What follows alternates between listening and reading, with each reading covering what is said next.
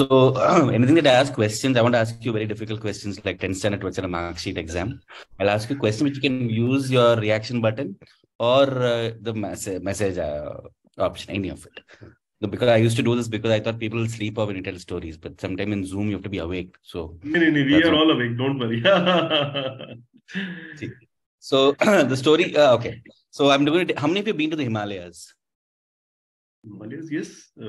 Stations, yes. Hill stations. But you see, for the southern part of India, Himalayas is like in Europe for us. So not all of us have gone to the Himalayas. So when the story begins in the Himalayas in a monastery. So there is an ascetic, there is some Swamiji who's sitting there. And this very, very, very, very young man comes and asks him, Swamiji, I've heard about you. And I want to give up my desire. You see, it's 1st of January. We all have at least one bucket list to take. At least all of you have some things in your list for the year. Yes, no, maybe. Shake your head. No, you see, when Indians, we forget to do this. We only do this. We don't do yes or no. So, and the Swamiji said, okay, desire. But you see, in India, everybody tells stories. You see, a politician tells stories, singer will tell stories, a dancer tells stories. So let me also tell you a story. And this man who came said, okay, I've come to you. I have no other choice. Start your story.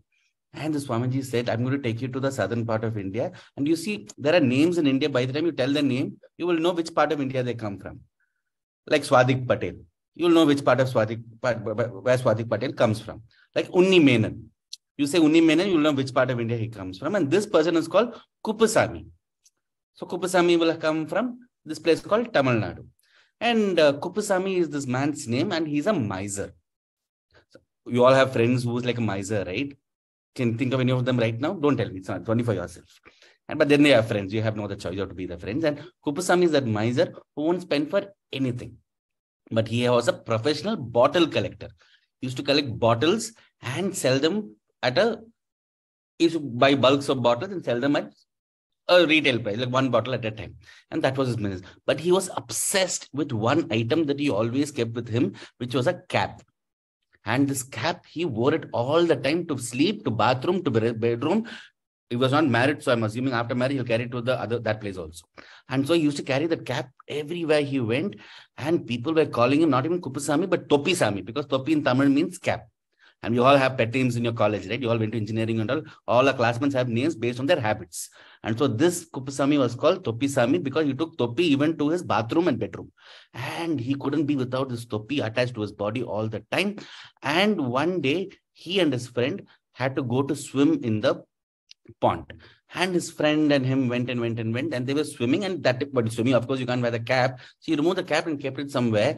And when he came back, he didn't find his cap, but he found another cap of the local Maharaja who had come for swimming in the parallel pond. So he wore the cap of the Maharaja, thinking that his friend had bought the cap for him, and he went home thinking he's got a new cap finally. And he took the cap, and by the time he took the cap, the Maharaja soldiers got to know that the cap was lost, and they started searching and came and took him and his cap both to the Maharaja, and he was fined 1,000 rupees. But what did they do? They returned back his cap because when they were searching for the Maharaja's cap, they found his cap that was in the forest. The cap came back to him. And by this time, he had to work, right? So he bought some bottles of perfumes and he made them into small perfumes, thinking that he will sell them in the next week and make money. And he kept all of them in his window. And this Toppi, this cap was following him. And then one day, this Toppi was like, already gave him one problem. And so the second problem, what did he do? He didn't want this Toppi in his life, cap in his life, and he threw it far away so that it will go and fall in the pond somewhere else. And he put it in the pond, and there was a boatsman who caught the cap like a cricket ball. Can you all catch the ball? Catch. Imagine your neighbor throws laddu, you won't catch, is it? Like that only. And somebody else throws, you have to catch. Yeah. And so the boatsman caught it and said, oh, I know who's this cap belongs to. And he threw it back to Kupasamy. But only problem was he threw it via the window and it hit the scent bottles and the bottles broke. Again, the cap came back to his life. And now Kupasamy said, I don't want the cap in my life. And he started burying the cap underground. He started digging. And when he was digging, his neighbors thought that he was having a treasure. You've seen the movie Drishyam, no? Like that, he started digging and they thought there was a treasure underground. And the word spread to the police. And the police officers came to start looking at his house, saying maybe he has a treasure. The only treasure he had was the same cap. And now they fined him another 1,000 rupees because they wasted his time. And again, he threw the cap so far away to the next village, it went and fell in a water tank, which was the common water tank for the village. And after a few days, the water stopped coming in the water tank because the water was stuck in the pipe. And again, he was not even fined. The local public welfare board took the cap and gave it back to him and threw it in his face and said, now you have to pay us 3,000 rupees for obstructing the water flow in the village. And now he said, my cap is not going anywhere. Let me burn my cap. And he burnt his cap, and while burning his cap, his hut also got burnt. His entire house got burnt. The village also got burnt. And Swamiji stopped the story and said, don't be like Kupasamy.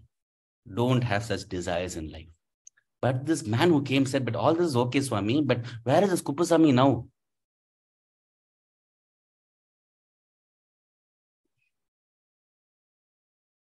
We all have such desires in our life. We have such things in our life, like the cap. We will find it difficult to give it up. We have some things like that, give it away.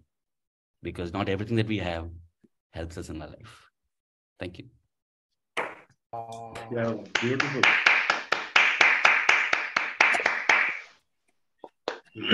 That was I mean, performance by a professional storyteller. Shailendra-ji. Yeah. Really, Vikramji has recited a very beautiful story, and a very in such a manner that nobody can ignore him or even a single word of his narration or his story. And the cap was really Toppi Swami, and cap we will remember always for the life ahead. This lesson he has given through this story. We should contain our desires. Definitely, we should contain. And a very good style of telling a story. Nice, Vikram. Very, very. Usha-ji?